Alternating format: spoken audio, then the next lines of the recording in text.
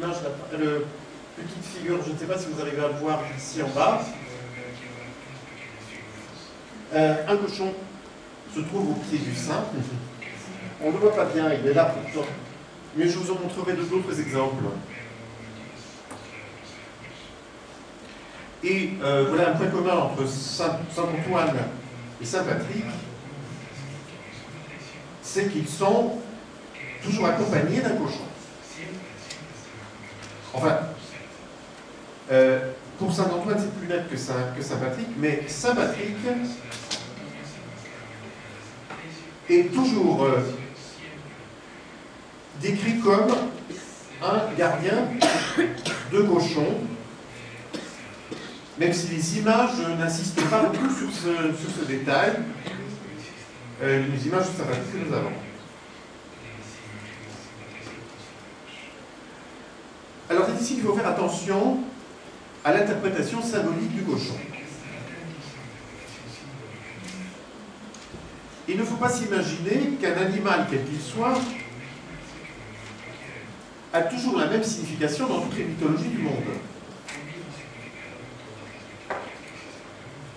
Il y a, pour définir ses caractéristiques et ses significations, des paramètres culturels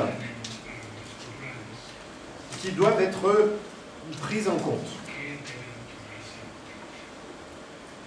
Je pense qu'en particulier, il faut différencier une tradition qu'on pourrait appeler judaïque ou islamique, islamo-judaïque du cochon et une tradition proprement indo-européenne. Dans l'Odyssée de Homère, il y a un gardien du cochon d'Ulysse qui s'appelle Eumée. Eumée. Et ce porcher n'est pas du tout un personnage méprisable.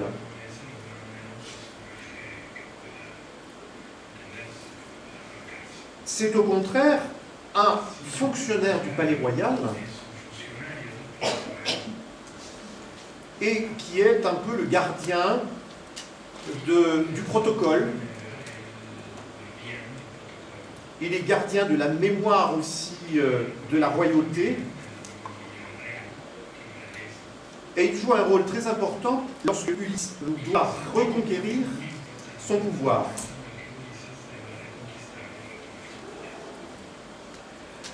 Nous pourrions trouver d'autres exemples de porcher dans des vies de saints en Bretagne, par exemple. Ces saints sont toujours présentés comme des fondateurs de cités, des personnages particulièrement importants jouent un rôle d'intercesseur, de médiateur,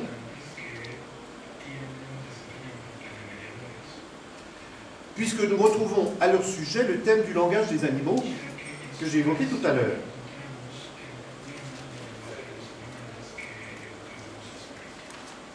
Par définition, garder des cochons suppose que l'on puisse se faire comprendre de ces animaux, comprendre et se faire obéir.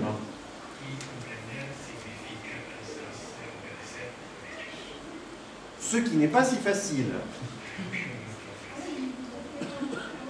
Nous avons d'ailleurs dans la tradition littéraire médiévale un texte relatif au personnage de Tristan qui est lui présenté aussi comme un gardien de cochon. Je lui ai consacré un de mes livres, d'ailleurs tout le livre est né de l'examen de cette particularité généralement peu connue du personnage de Tristan et qui permet de réinterpréter toute la tradition ancienne, la tradition orale, on va dire, du personnage. Alors, donc ces saints, souvent, comme Patrick, comme les saints bretons que j'ai évoqués tout à l'heure, Saint Antoine, sont l'équivalent de ce que le christianisme va appeler le bon pasteur. Le christianisme parlera plutôt d'un pasteur, c'est-à-dire d'un gardien de brebis, mais au fond, que l'on garde des brebis ou des cochons, on se retrouve exactement dans la position d'un personnage chargé d'une fonction sacerdotale. Il ne faut pas oublier que, également, l'habit des évêques se compose d'une mitre évoquant des cornes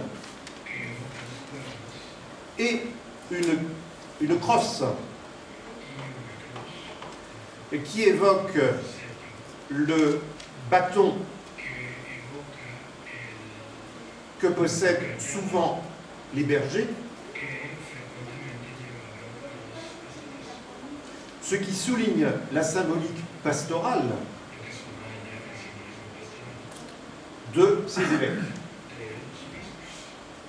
Le pasteur étant par définition le gardien d'un troupeau.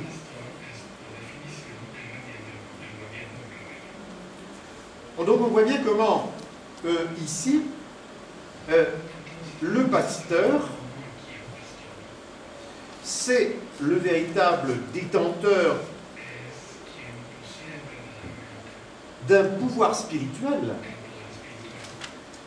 qui, dans le christianisme, est reconnu aux évêques, mais aussi au pape, bien évidemment, et dans le paganisme, a une certaine catégorie de personnages connus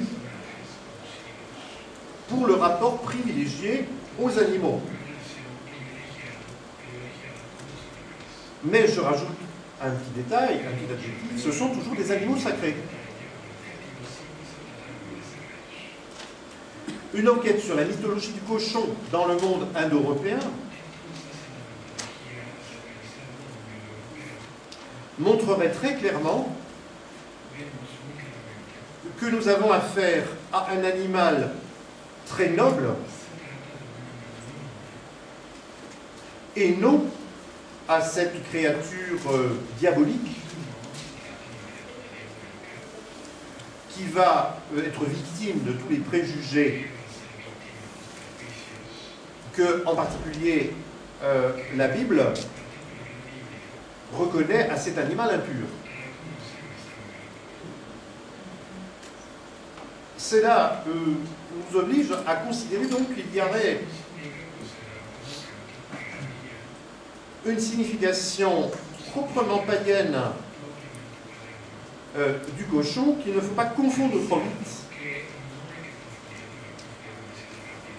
avec la signification plus méprisable du cochon dans la Bible, une signification qui d'ailleurs ne se retrouve pas totalement dans le christianisme, puisque il est parfaitement permis à un chrétien de manger du porc.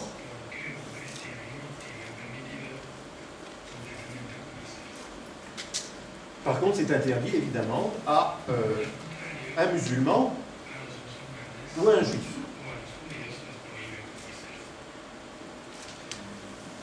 Donc ceci, pour moi, ne peut s'expliquer que par un héritage mythique très très ancien qui nous montre aussi, encore une fois, l'importance de la figure du médiateur, du berger, du pasteur, du porcher,